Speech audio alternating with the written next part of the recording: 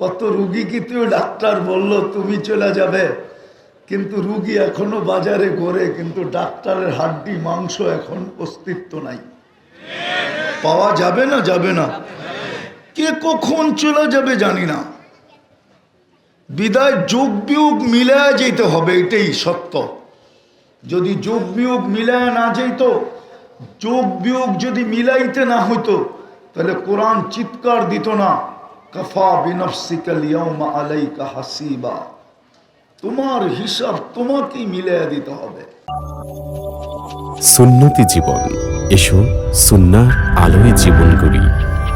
হক্কানি উলামায়ে কেরামের বয়ান পেতে আমাদের চ্যানেলটি সাবস্ক্রাইব করুন।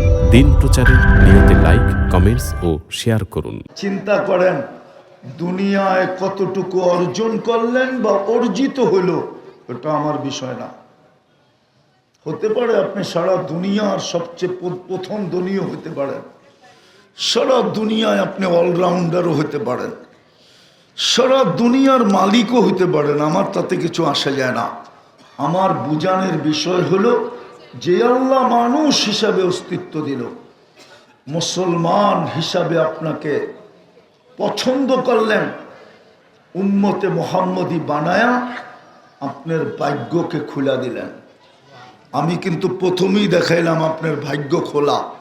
আপনি যদি উম্মতে মুহাম্মদী না হইতে পারতেন, না হইতেন, তাইলে একের বিনিময়ে আপনি হিসাববিহীন কোনোদিন পাওয়ার সুযোগ ছিল না।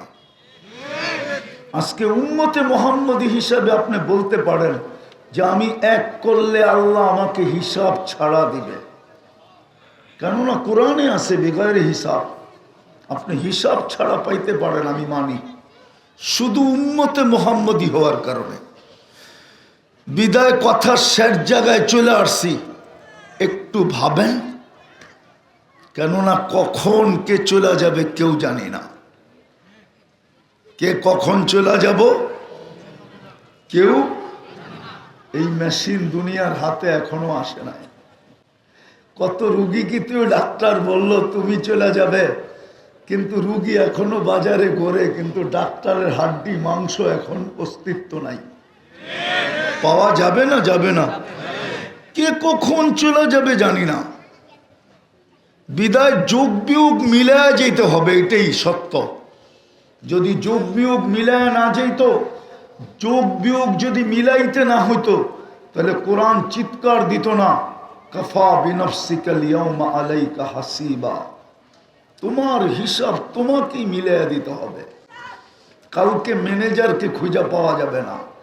আর কেন পাওয়া যাবে না এটাও কোরআন বলছে, লিকুল্লি ইমরিইম মিনহুম শা'নুন ইউগনি। কিয়ামতের দিন ম্যানেজারই তো নিজেকে নিয়ে ব্যস্ত থাকবে। তোমার ডাকে সাড়া দিবে তো দিবে কখন, তোমার কাছে আসবে তো আসবে কখন, তোমার কথা শুনবে তো শুনবে কখন, তোমার আদেশ মানবে তো মানবে কখন, সে তো নিজেকে নিয়েই ব্যস্ত থাকবে। এই জন্যই তো কোরআন বলে ইয়াউমা ইয়াফিরুল মারউ মিন আখি। ভাই ওই দিন ভাইয়ের ডাকে সাড়া দিবে না, সে তো নিজেকে নিয়ে ব্যস্ত থাকবে, ভাইয়ের ডাকে সাড়া দেওয়ার সুযোগ কোথায়? ইয়াউমা ইয়াফিরুল মারউ মিন আখি ওয়া উম্মিহি ওয়া আবি। মা বাবার ডাকে সাড়া দেওয়ার সুযোগ হবে না, স্বামী স্ত্রীর ডাকে সাড়া দিবে না, স্ত্রী স্বামীর ডাকে সাড়া দিবে না। ওয়া সাহিবাতিহি ওয়া বানি। সত্য এটাই। আজকে ফোন দিলে হাজারো বন্ধু চলে আসে, আমরা দেখি মাঝে মাঝে বন্ধু ফোন দিতে দেরি, চতুর্দিক থেকে 2, 4, 50 জন না 100 জন ছুটে আসতে দেরি করে না, কিন্তু কালকের দিন ছুটে আসবে না। বন্ধু বন্ধুর ডাকে সাড়া কোথায় দিবে? নাইলে কোরআন কেন বলবে লা ইয়াসআলু হামিমুন হামিমা? বন্ধু বন্ধুর দিকে তাকাবে না। সত্য তো এটাই। হ্যাঁ হ্যাঁ, লা ইউজসি ওয়ালিদুন আন ওয়ালাদিহি শাইআ। ওই দিন বাপ সন্তানের ডাকে সাড়া দিবে না। ওয়ালা মাউলুদুন আন ওয়ালিদিহি শাইআ। সন্তানও বাপের ডাকে সাড়া দিবে না। এই জন্যই বুঝাইতে চাইতেছি, আমি দুনিয়ায় কতটুকু অর্জন করলাম এটা বাবার বিষয় না। দুনিয়ায় তো কত মানুষ পাওয়া যাবে কামাই ছাড়া কোটিপতি, কামাই ছাড়া হাজার কোটি টাকার মালিক।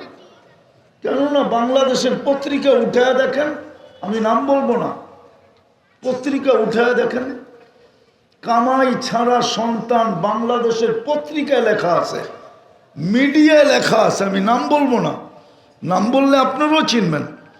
কামাই ছাড়া বাপ মরছে, পরের দিন পত্রিকায় লেখা উঠছে সন্তান এত হাজার কোটি টাকার মালিক।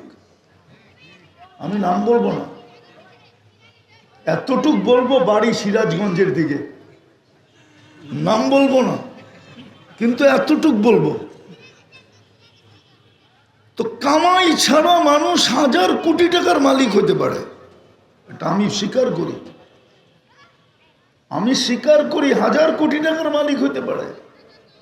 এইখানে যার 5-6 একর জমিন আছে মেন রোডের পাশে, ওই তো হাজার কোটি টাকার মালিক।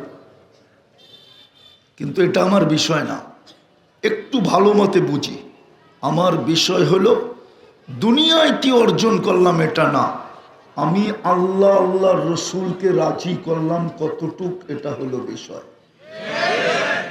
কেননা হতে পারে আমি কালকেই চলে যাব, হতে পারে আমি পরশুই চলে যাব, আর যাব এটা তো চির সত্য। ওই দিন আমি চেহারাটা নিয়ে কি করে দাঁড়াবো? যুবককে যদি আল্লাহ বলে দুনিয়ার সবচেয়ে দামি জিনিস তোকে আমি দিছিলাম, সমগ্র সম্পদ দিয়েও দুনিয়াতে যৌবন কিনা সম্ভব না, হায় হায় সত্য। আঙ্গুল দিয়া দেখাইতে চাই না, আঙ্গুল দিয়া দেখাইতে চাই না, আঙ্গুল দিয়া দেখাইতে চাই না। বহুত আছে যাদের ঘরে প্রতিবন্ধী আছে, কিন্তু আল্লাহ টাকার পাহাড় দিছেন, কিন্তু প্রতিবন্ধিত্ব দূর করার মতো ক্ষমতা দুনিয়াতে নাই। যে মার পেটের থেকে চক্ষুবিহীন আসলো, হ্যাঁ দুনিয়ায় আর্টিফিশিয়াল চক্ষু লাগায়া দিবে। মার পেটের থেকে বাকশক্তিহীন আসবে, টাকা দিয়া দুনিয়ায় বাকশক্তি লাগায়া দিবে, এটা সম্ভব না। বিদায় আসল কথা ভাবি যে আমি আল্লাহকে কতটুকু রাজি করলাম, রসুলকে কতটুকু রাজি করলাম। কেননা কবরের সর্বপ্রথম প্রশ্নই তো হবে, মা কুনতা তাকুলু ফি হাদার রাজুলি মুহাম্মাদিন অথবা লি মুহাম্মাদিন। প্রথম প্রশ্ন হবে কবরে, বুখারী শরীফে আছে। প্রথম প্রশ্ন হবে, যার কারণে তোমার এত বড় কপাল, এত বড় ভাগ্য, ওই ব্যক্তি সম্বন্ধে তোমার ধারণা কতটুকু, ওনার আদর্শে তুমি আদর্শবান ছিলা কতটুকু, ওনার সাথে তোমার পরিচয় কতটুকু ছিল, ওনার সাথে তোমার ভালোবাসা কতটুকু ছিল, ওনার সাথে তোমার প্রেম প্রীতি কতটুকু ছিল। সর্বপ্রথম কবরে প্রশ্ন হবে এটা মুহাম্মদুর রাসূলুল্লাহ সম্বন্ধে। যদি এটা ওকে হয় তো বাকি দুটা আর জিজ্ঞাসা করা হবে না, বাকি দুটা ওকে হিসাবে গণ্য হবে। আর এটাই যদি ফেল করলো তাহলে বাকি দুটাও ফেল হিসাবে গণ্য হবে, বাকি দুটা আর প্রশ্নের প্রয়োজন হবে না। বলেন কালকে কবরে কি প্রশ্নের উত্তর দিবেন? কাঁদি তো আমি এই জন্যই যে উম্মতে মুহাম্মদী হওয়ার কারণে তো আমাদের ভাগ্য খুলে গেল। একটা দেখাই দেখি আপনি তুলনা করতে পারেন কিনা।